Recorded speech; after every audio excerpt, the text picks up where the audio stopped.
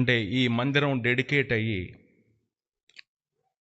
ఇంకొక వారం దినాలకి 3.5 సంవత్సరాలు పూర్తి అవుతాయి. 3.5 years. 2022 ఆగస్ట్ 6, 2022 ఈ మందిరం డెడికేట్ అయింది. బెన్రాజు గారు, నెహమ్యా గారు ఈ మందిరాన్ని డెడికేట్ చేశారు. దానికంటే మునుపు ఈ సేవ కొరకై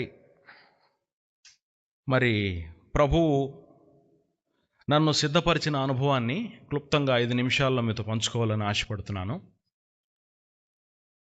మా తల్లిదండ్రులు మరి సనాతన హైందవ ధర్మంలో పుట్టి పెరిగిన వారు, మీకు తెలుసు. చాలామందికి మా అమ్మగారు, ఆమె పేరు కృష్ణమ్మ, శ్రీకృష్ణుడు భక్తురాలు ఆమె. అయితే ప్రభువును ఎరిగిన తర్వాత ఆమె శారదమ్మగా మార్చబడింది. మా నాన్నగారు నామకార్థ క్రైస్తవుడే, కానీ లోకంలో నిజదేవుణ్ణి ఎరుగని స్థితిలో ఉన్నప్పుడు దేవుడు వారి ఇరువురిని జతచేసి వారి జీవితంలో ఒక కొరతను పెట్టాడు. ఆ కొరత ఏంటంటే, ఉద్యోగం ఉంది, ఆస్తి ఉంది, మంది మార్బలం అన్నీ ఉన్నాయి, సమాజంలో గౌరవం ఉంది, కానీ పిల్లలు లేరు. దేవుడు వారికి ఆ కొరతను పెట్టి వారిని రక్షణ మార్గంలోనికి వారిని తీసుకొచ్చినట్లు ఆ కొరతను తీర్చి వాళ్ళని బలపరిచినాడు. ప్రభువుని నమ్మిన తర్వాత 12 సంవత్సరాల తర్వాత నేను పుట్టాను మా తల్లిదండ్రులకి. ఆ తదుపరి దైవికమైన విధానంలో మా తల్లిదండ్రులు మందిరంలో మరి నన్ను, మా సహోదరుడు జాకబ్ను కూడా పెంచారని దేవుని ఎదుటి చెప్పగలను. ఎలా పెంచారంటే, మరి ఈ రోజుల్లో అట్లా పెంచకూడదు అనిపిస్తుంది. మందిరము, పాఠశాల, ఇల్లు తప్ప ఇంకేం తెలియదు. అట్లా వాళ్ళకున్నటువంటి మమకారాన్ని బట్టి నాకు గుర్తుండి ఒక్క టూర్కి కూడా నేను పోలేదు. ఒక్క టూర్కి కూడా స్కూల్లో పోతే మా అమ్మగారు ఎప్పుడు ఏమి జ్ఞాపకం చేసుకునేదంటే, టూర్కి వెళ్ళారంట, సముద్రంలో పడిపోయినారంట, అడుగుపోయి చచ్చిపోయినారంట, ఎటుపోయి ఎట్ట అయిపోయినారంట, కాబట్టి పోకూడదు. ఎక్కడ ఉండాలంటే మందిరంలో ఉండాలి, ఇంట్లో ఉండాలి, లేకపోతే స్కూల్లో ఉండాలి. క్లాస్ నుంచి బయటకు వచ్చే లోపల బ్యాగ్ తీసుకోవాలి. స్కూల్ నుంచి కాదు, క్లాస్ నుంచి బయటకు వచ్చే లోపు. ఎందుకంటే లేటుగా పుట్టిన దానివల్ల ఉండే మమకారం. దేవునికి స్తోత్రం. మరి ఆ పెంపకమే ఈ దినము ప్రభువులో మమ్మల్ని ఉంచగలిగిందని చెప్పగలను.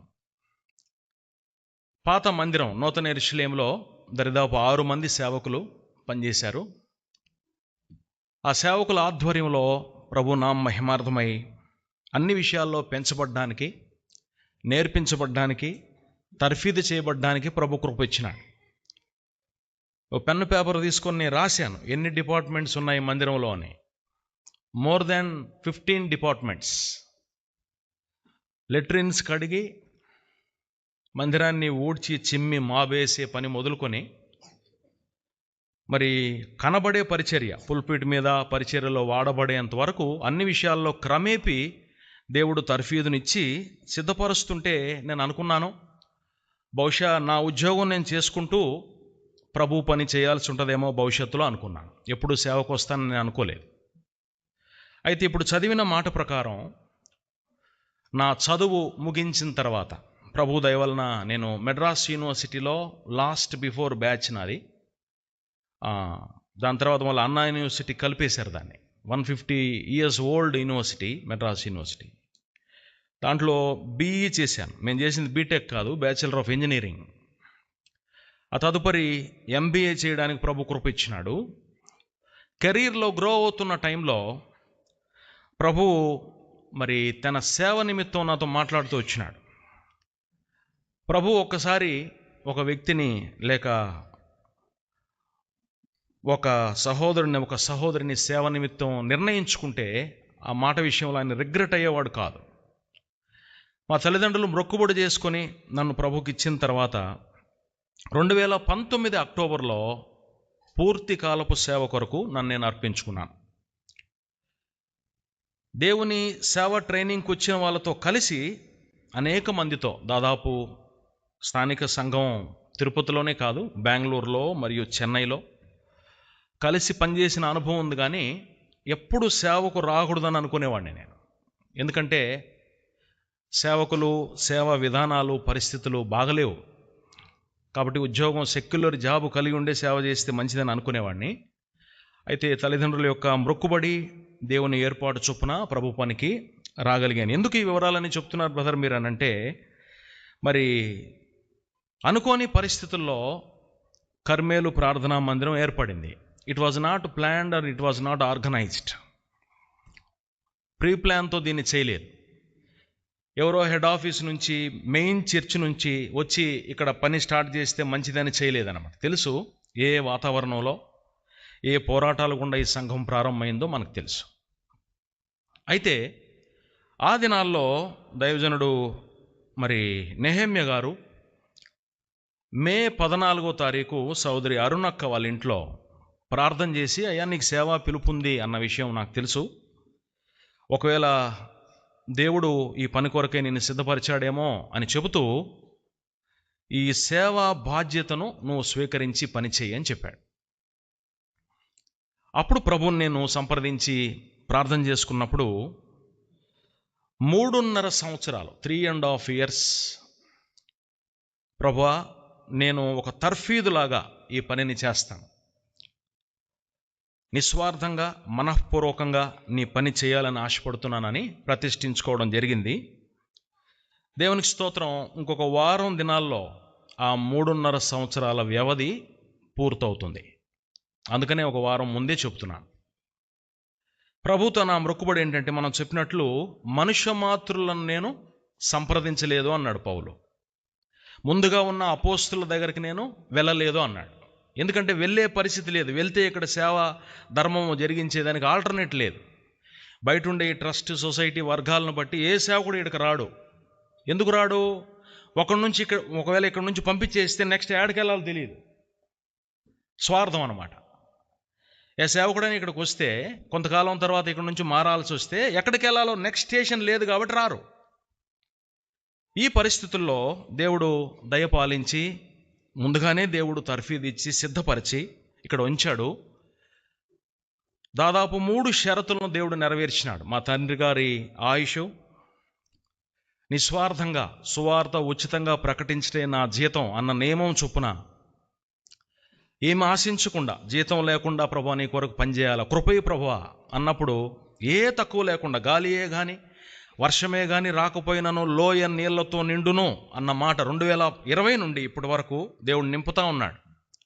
దాని కొరకు సహాయకరంగా మరి నా సతీమణి, నా అర్ధాంగికి ఒక చిన్న ఉద్యోగాన్ని ప్రభు ఇచ్చినాడు. అది కూడా ఎవ్రీ ఇయర్ రెన్యూల్ అవుతా ఉంది. 3వది మందిర స్థలం తీసుకోవాలనే షరతును కూడా ప్రభు నెరవేర్చినాడు.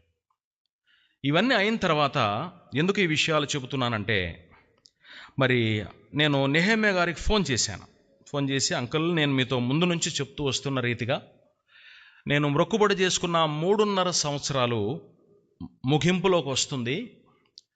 నేను తర్వాత దశకు వెళ్ళాల్సి ఉంది. అపోస్తులైన పౌలు 3 ఏళ్ళు అరేబియా దేశంలో ఉండి కేఫా దగ్గరికి 15 రోజులు ఉండడానికి వెళ్ళాడంట. ఎందుకు? ఆయన అనుభవాలు తెలుసుకోవడానికి, ప్రత్యక్షంగా ప్రభువుతో మరి పరిచర్యలో ఉండి మరి ఏదైతే ఆ జీవాన్ని పొందుకున్నారో దాన్ని పౌలు కూడా అనుభవించాడని మరి ఆ 15 దినాల్లో గడిపిన సహవాసంలో నుండి మనం చూడగలం. కాబట్టి ఈ 3.5 సంవత్సరాలు ప్రభు ఎంతగానో మన పక్షం వహించి స్థానిక సంఘం, అనుబంధ సంఘాలు, సేవకులు, పరిశుద్ధులు అందరినీ నడిపిస్తూ వచ్చినాడు. దేవుడిచ్చిన వాగ్దానాలను బట్టి సువార్త సేవలో, కాన్వొకేషన్స్లో, VBSల్లో అనేక మంది, దాదాపు 12 రాష్ట్రాల నుంచి మిషనరీలు వచ్చారు. 3 దేశాల నుండి దేవుని దాసులు వచ్చారు. దేవుడు మనుష్యుని బట్టి ఇది చేయలేదు. దేవుడు ఎన్నికలో ఈ శేషం ఉంది కాబట్టి దేవుడే ఈ కార్యాన్ని జరిపించినాడు. అందును బట్టి దేవునికి స్తోత్రం, దేవునికి మహిమ. మనకు కాదు, మాకు కాదు, యెహోవా మాకు కాదు, నీ కృపా సత్యములు బట్టి నీ ఘనమైన నామానికే మహిమ అని మనం చెప్పబద్దులం. అయితే ఇప్పుడు ఈ అనౌన్స్మెంట్ నేను ఎందుకు చేస్తున్నానంటే, అభిషేకం లేక అనాయింట్మెంట్ చేసుకోవడానికి ఎప్పుడు నేను తొందరపడకూడదు అనుకున్నాను. ఎన్నో పర్యాయాలు దేవుని సేవకులు ఇక్కడికి వచ్చిపోయినారు. మొన్న రీసెంట్గా జాకబు వాళ్ళ కుమారుడికి పేరు పెట్టేటప్పుడు నేమ్య గారు వచ్చారు, చాలామంది సేవకులు వచ్చారు. నేను పక్కనే మోకరించున్నాను. ఒకసారి నా మీద చేయబెట్టండి అంకుల్ అంటే ఆయన పెట్టకుండా పోవడం.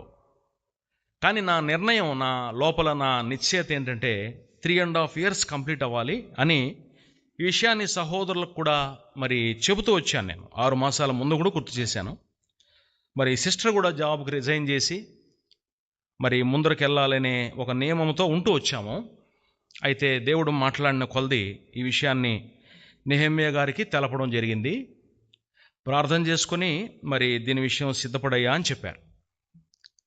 కనుక ఈ 3.5 సంవత్సరాల్లో ప్రభు తన విశ్వాస్యతను, మంచితనాన్ని, తన ఘనకార్యాలను స్థానిక సంఘంలో జరిగించిన దాన్ని బట్టి శిరస్సు వంచి నిండు మనసుతో దేవదేవునికి, యేసుక్రీస్తు ప్రభుకు వందనాలు తెలుపుతూ మరి ఇంత కార్యము, ఇంత సేవ జరుగుటకు సహకరించి, ప్రార్థించి మరియు సమర్పించుకొని దాతృత్వమును కనుపరిచి పలు విధాలుగా అనేక కుటుంబ సభ్యులు, విశ్వాసులు, సహోదరులు, సహోదరీలు మరి సహకరిస్తూ వచ్చినారు. మీ అందరికి కూడా నిండు మనసుతో వందనాలు తెలియజేస్తూ మిగిలిన దినాల్లో ప్రభు చిత్తం, ప్రభు సంకల్పం, ప్రభు ఏర్పాటు నా విషయమై ఏమై ఉంది అని ప్రార్థన చేస్తూ కనిపెడుతూ ఉన్నా.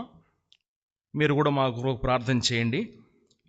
ఫిబ్రవరి 1వ తారీఖు నుండి మరి ప్రభు ఏర్పాటు, ప్రభు చిత్తం స్థానిక సంఘం విషయంలో మరియు మా విషయంలో ఏమై ఉందో ప్రభు బయలుపరచవలసి ఉంది. కాబట్టి మీరందరూ ప్రార్థనాపూర్వకంగా ఈ విషయంలో మాకు ప్రార్థనా సహకారం అందించాలని దైవజనులు మరియు సహోదరులు చేసే తీర్మానమును మరి ప్రభు ఆమోదించి ఈ పరిచర్యను కొనసాగించుట్లో, అలాగూ దైవ చిత్తంలో మా భవిష్యత్తు, మా పరిచర్య ఏమై ఉందో, ఏ విధంగా కొన్ని దినాలు మరి సహవాసం కొరకు ఒక సీనియర్ గాడ్ సర్వెంట్ దగ్గరకు వెళ్ళి ఆ తర్వాత అభిషేకము, సేవా నియామకం విషయంలో ప్రభు చిత్తం ఏందో అది ప్రభు బయలుపరచునట్లు మీరు ప్రార్థన చేయండి. ఎందుకంటే దేవుని సేవ అనేది దేవుని మాట చొప్పున చేయాల్సింది. స్వకీయ ఆలోచన బట్టి, స్వార్థాన్ని బట్టి, సొంత అభిప్రాయాన్ని బట్టి చేయకూడదనేది తలం. కనుక ఈ విషయాలు గుర్తుపెట్టుకోండి, మా గురించి ప్రార్థన చేయండి. ఇది నా క్లుప్త సాక్ష్యము. దేవుడు ఈ 3.5 సంవత్సరాల్లో ఎన్నో మరి మహత్తైన, అద్భుతమైన కార్యాలు మన మధ్య జరిగించినాడు. అందును బట్టి దేవునికి వందనస్తులం. ఈ విషయాలు గుర్తుపెట్టుకొని సహకరించాలని మనం చేస్తున్నాం.